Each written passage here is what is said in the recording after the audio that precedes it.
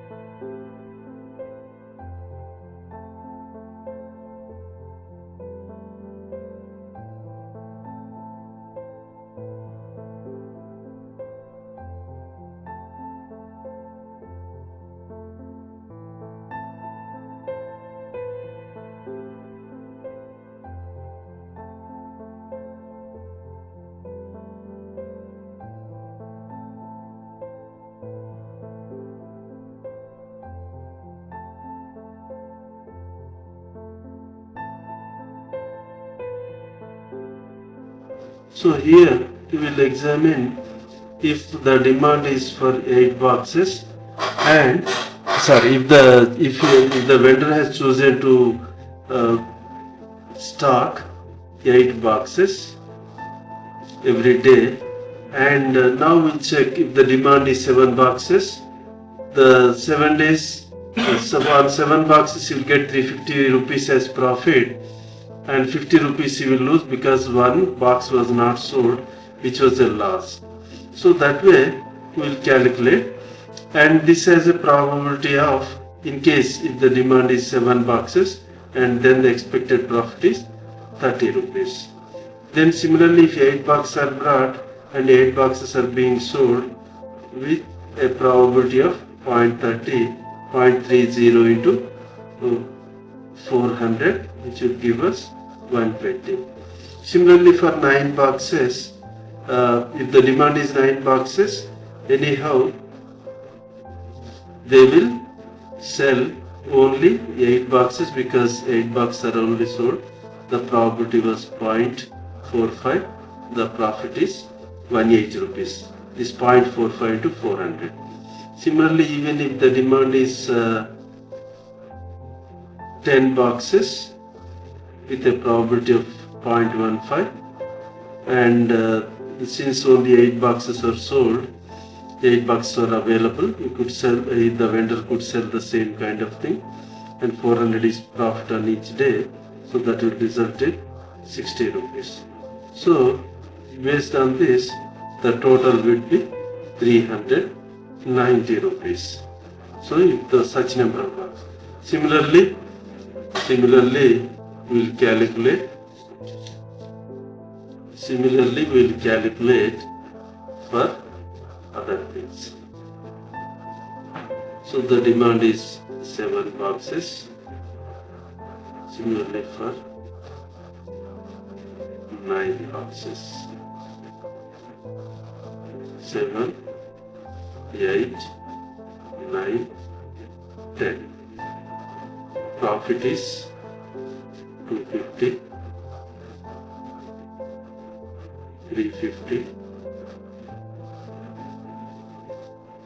450, 450. So the probabilities are 0.10, 0.30, 0.45, 0.15. So this would give a profit of 25, and this is 105, and this is 202.5, this is 67.5. So total would be, on an average, 400 rupees would be the profit. Similarly, we will check for 10 boxes. 7 boxes demand, 8 boxes demand, 9 boxes demand, 10 boxes demand. profit if demand was for 300, 400, 500, right? So the probability is 0.10, 0.30, 0.45 and 0.15. So this is 20, 90, 180, 75. So total would be 365. Here what it means is when the 10 boxes are brought here and only 7 boxes are sold, 350 is the profit and 153 boxes are left unsold, which is a loss. So 350 minus 3 into 50, 150 loss, 350 minus 150 is 200. So the probability of that is 0.10. So there will be 20 rupees profit. So here 90, here 180. So this is the way probability.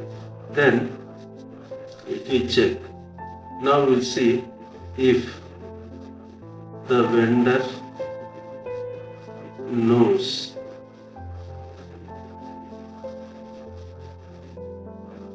about the demand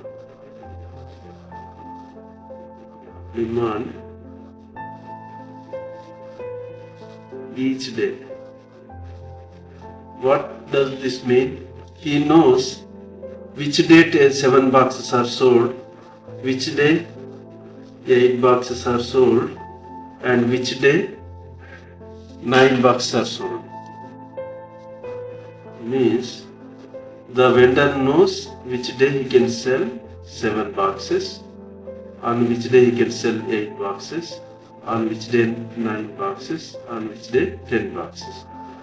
If 7 boxes are sold, that means 350 rupees would be the profit, which has a probability of 0.10.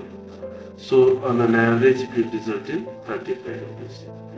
And then if he knows that on which days he can sell 8 boxes, which has a probability of 0.30, that means 120 rupees.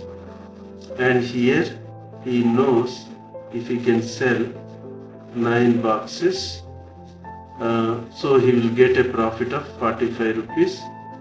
That has 450 rupees, which has a probability of 0.45, and the profit would be 202 rupees 50 paise, 202.5.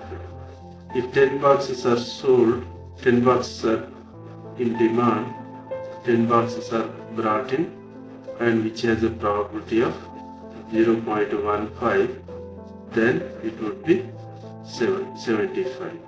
So total put together it is 432.5.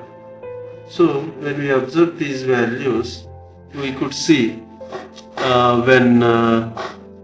what is the profit when 9 boxes are sold, what is the profit if 10 boxes are sold, what is the profit if 7 boxes are sold or 8 boxes. We see the demand for the choice of stocking 9 boxes is giving us highest profit. So based on the data, the vendor would choose to keep stock of 9 boxes, which would result in 400 rupees on an average profit.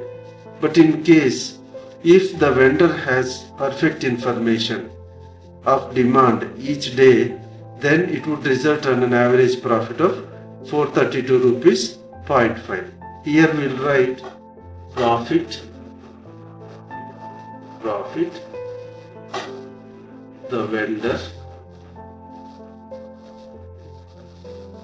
can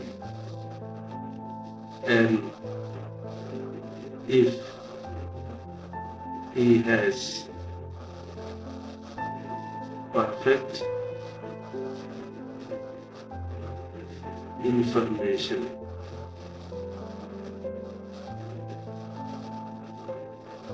is rupees 432.5. But what is the value of information? What we got that as expected value.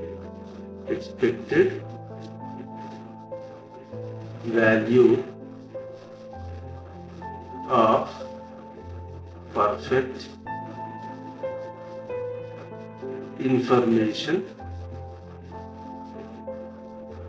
information is 432.5 minus 400. That means it is 32 rupees 50 paise. So this is the value of information. This is what we call that as expected value of perfect information.